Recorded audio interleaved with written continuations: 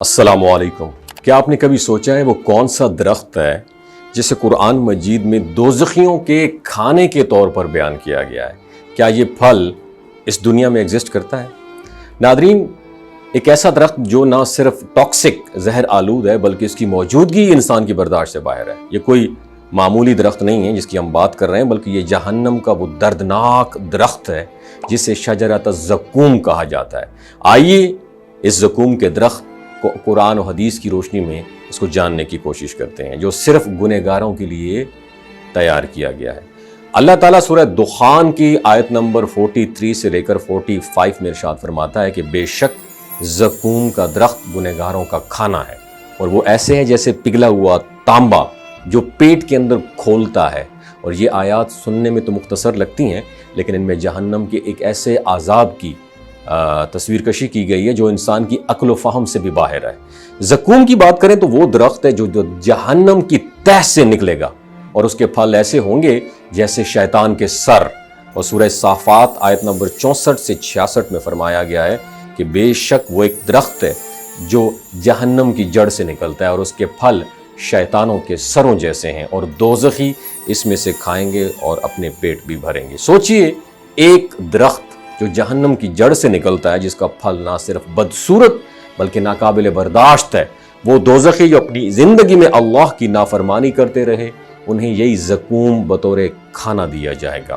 کچھ لوگ اسے تھور یا ناگ پھن جیسے دنیاوی درختوں سے بھی ایفیلیٹ کرتے ہیں، لیکن قرآن واضح طور پر بتاتا ہے کہ یہ تشبیہ صرف انڈرسٹینڈنگ کے لیے، سمجھانے کے لیے۔ حقیقت میں زقوم ایسا درخت ہے جو دنیا میں ایگزسٹ ہی نہیں کرتا۔ علامہ علوسی اور دیگر مفسرین نے لکھا ہے کہ اہل عرب جو تھور کا درخت ہوتا ہے نا، اس کو پہچانتے تھے، مگر زقوم کی حقیقت ان کے لیے بھی بڑی اجنبی تھی۔ جب کفار قریش نے آیات زقوم کو سنا تو انہوں نے تمسخر کے انداز میں کہا کہ ایسا درخت کیسے ہو سکتا ہے جو آگ میں اگتا ہو، مگر وہ نہیں جانتے تھے کہ اللہ جس چیز کو وجود دینا چاہے وہ ہو جاتی ہے۔ اور احادیث میں بھی زقوم کے بارے میں لرزہ خیز تفصیلات ملتی ہیں۔ حضرت ابن عباس رضی اللہ تعالیٰ عنہ فرماتے ہیں کہ اگر زقوم کا ایک ڈراپ، قطرہ دنیا میں گر جائے تو ساری دنیا کی غذا خراب ہو جائے۔ سوچئے، جس چیز کا ایک قطرہ اتنا زہریلا ہے، اسے پورا درخت بنانا کس قدر ہولناک ہوگا۔ اور سوال یہ ہے کہ جہنم میں درخت کا کیا مطلب ہے؟ دراصل یہ زقوم عذاب کی ایک شکل ہے، اور یہ وہ کھانا ہے جو پیٹوں کو کاٹتا ہے، کھولتا ہے، اور انسان کی کھال تک چیر کے رکھ دیتا ہے۔ امام ابن کثیر فرماتے ہیں کہ زقوم کا مطلب ہے بہت زیادہ ڈیمیج کرنے والا کھانا۔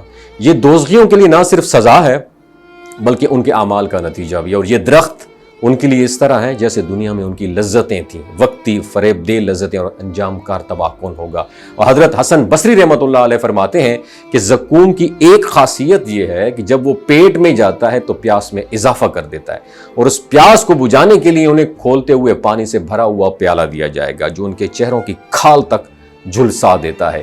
ناظرین، یہ درخت زقوم صرف اس بات کی نشانی نہیں کہ جہنم میں کھانے کیسے ہوں گے، بلکہ یہ انسان کی نافرمانیوں، غرور اور گناہوں کا وہ رزلٹ ہے جو دنیا میں آ کر بویا ہوتا ہے اس انسان سے۔ اب ایک لمحے کو رک کر خود سے یہ سوال کریں، کیا ہم بھی کسی ایسے انجام کی طرف تو نہیں بڑھ رہے؟ کیا یہ ہماری زندگی ایسی ہے کہ ہمیں توبہ کرنے کی ضرورت ہے؟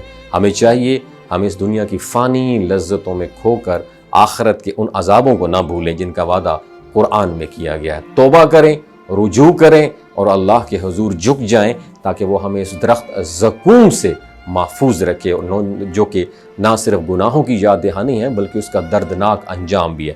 اللہ تعالی ہمیں ہدایت دے، ہمارے دلوں کو نور ایمان سے بھر دے، اور ہمیں ان اعمال کی توفیق دے جو ہمیں جہنم کے عذاب سے بچا کر جنت کے باغوں تک لے کر جائے۔ اپنا بہت خیال رکھیے گا۔ اللہ حافظ۔ یہ جو گلگت بلتستان کے لوگ ہوتے ہیں نا، ان کی ایوریج عمر 90 سال سے بھی زیادہ ہوتی ہے۔